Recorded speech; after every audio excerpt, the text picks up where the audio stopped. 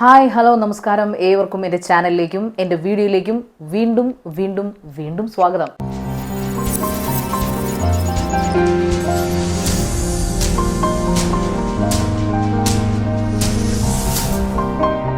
അങ്ങനെ ഓസ്ലർ കണ്ടിറങ്ങിയിരിക്കുകയാണ് മക്കളെ. ഓസ്ലർ കണ്ടിറങ്ങിയിരിക്കുകയാണ്. എബ്രഹാം ഓസ്ലർ, ജയറാമിൻ്റെ, മിഥുൻ മാനുവലിൻ്റെ, പിന്നെ നിങ്ങൾ ഏറെ ഇഷ്ടപ്പെടുന്ന ഒരാളുടെ കൂടെയും മൂവിയാണിത്. അതൊരു ശരിക്കും പറഞ്ഞാൽ എനിക്ക് തോന്നുന്നു പ്രേക്ഷകരെ ഒന്നടങ്കം ഞെട്ടിച്ച് കളന്ന ഒരു സീക്വൻസ് ആണത്. സെക്കൻഡ് ഹാഫിൻ്റെ തുടക്കത്തിൽ തൊട്ട് പിന്നെ അങ്ങോട്ട് വേറെ ലെവൽ കാര്യങ്ങൾ എന്ന് വെച്ചാൽ ഫസ്റ്റ് ഹാഫ് മുഴുവനും മോശമാണെന്നല്ല, പക്ഷേ അറിയാമല്ലോ ഡയറക്ടർ മിഥുൻ മാനുവൽ തോമസ് ആണ്. അതുപോലെ നമ്മുടെ എപ്പോഴും എല്ലായ്പ്പോഴും നമ്മൾ കാണുന്ന പോലെ ഒരു സൈക്കോളജി മെഡിക്കൽ ക്രൈം ത്രില്ലറാണ്. അദ്ദേഹത്തിൻ്റെ അഞ്ചാം പാതിര തൊട്ട് ഇങ്ങോട്ടുള്ള സിനിമ പിടിച്ചു കഴിഞ്ഞാൽ ലാസ്റ്റ് ഇറങ്ങിയ ഫിനിക്സും വരെ ത്രില്ലറാണ്, അതായത് ക്രൈം ത്രില്ലറാണ്. നമ്മൾ പ്രതീക്ഷിക്കാത്ത തരത്തിൽ ട്വിസ്റ്റുകളും കാര്യങ്ങളും ഒക്കെ ആയിട്ട് ആ ഒരു ക്ലീഷെ ഒഴിച്ചാൽ ഈ മൂവി ഒരു വേറൊരു തലമാണ്. കുറേ പേര് ഇതിനെ ആവറേജ് എന്ന് പറയുന്നു, കുറേ പേര് വെരി ബ്യൂട്ടിഫുൾ എൻഗേജിങ് മൂവി എന്നൊക്കെ പറയുന്നത്. എന്നിരുന്നാലും ഭയങ്കര സൂപ്പർ മൂവി എന്ന് പറയാൻ പറ്റില്ല, എങ്കിൽ പോലും സൂപ്പറാണ്. ബിക്കോസ് എൻ്റെ ഒരു അഭിപ്രായത്തിൽ മിഥുൻ മാനുവലിൻ്റെ ക്ലീഷേ സ്റ്റൈലുകൾ, അതായത് ഡയറക്ടോറിയൽ ഒരു ഡയറക്ഷനാണ് ഇതിനകത്ത് മെയിൻ സംഭവം. പിന്നെ മ്യൂസിക് ഓൾ ത്രൂ ഔട്ട് ഈ സിനിമയിൽ മ്യൂസിക് ഉണ്ട്.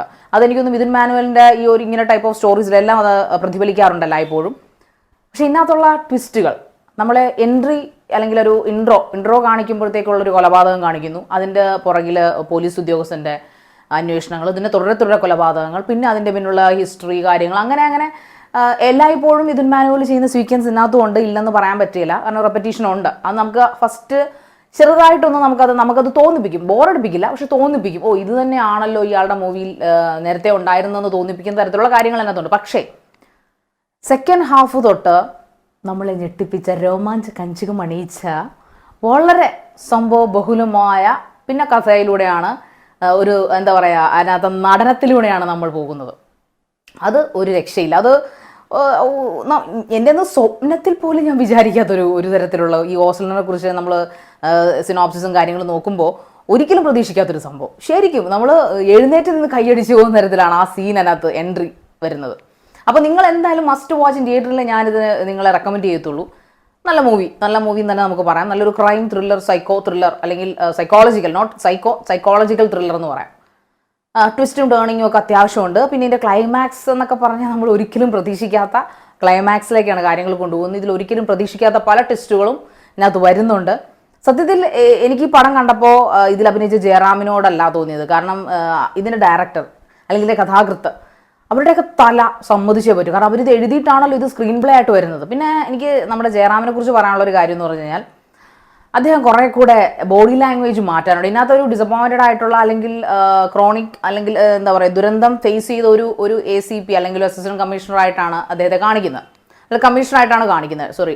അപ്പോൾ അതുകൊണ്ട് തന്നെ അദ്ദേഹത്തിൻ്റെ ആ ഒരു എന്താ പറയുന്നത്, ഫിസിക്കൽ, അതായത് അദ്ദേഹത്തിൻ്റെ ശരീരഭാഷയിൽ, ബോഡി ലാംഗ്വേജ് അത് കൊണ്ടെത്താൻ അദ്ദേഹം ശ്രമിച്ചെങ്കിലും അതങ്ങോട്ട് സക്സസ് ആയില്ല എന്ന് എനിക്ക് തോന്നുന്നു. കാരണം അദ്ദേഹം ആ ഓൾ ത്രൂ ഔട്ട് ദ സ്റ്റോറിയിൽ അല്ലെങ്കിൽ ആ സിനിമയിൽ അദ്ദേഹം ഒരേ ടൈപ്പ് ഓഫ് നടത്തം, ഒരേ ടൈപ്പ് ഓഫ് ഒരു ബോഡി ലാംഗ്വേജ്, അത് നമുക്ക് അങ്ങോട്ട് ഒരു ഇംപ്രസീവ് ആയിട്ടാണ് എനിക്ക് തോന്നിയില്ല. എനിക്കത് ബോറിംഗ് ആയിട്ടാണ് തോന്നിയത്.